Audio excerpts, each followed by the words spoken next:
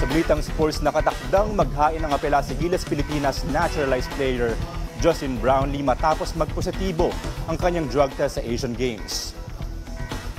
Yan ang kinumpirma ng Philippine Olympic Committee President Representative Abraham Bambol Tolentino sa radio program ng dating Philippine Sports Commission Chairman na si Noli Ayala.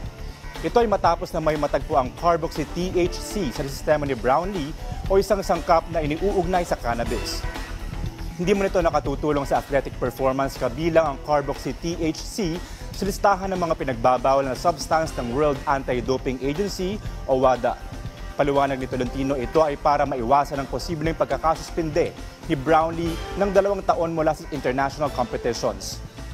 Hiniwala ang POC na nagmula ang nasabing substance sa mga gamot na reseta sa Barangay Ginebra resident import matapos niyang sumailalim sa isang surgery bago magsimula ang 19th Asian Games. Nauna rito ay giniit na rin ng Tolentino na mananatili ang gintong medalya sa basketball sa Pilipinas dahil tanging si Brownlee lang ang nakatanggap ng positibong resulta sa doping test.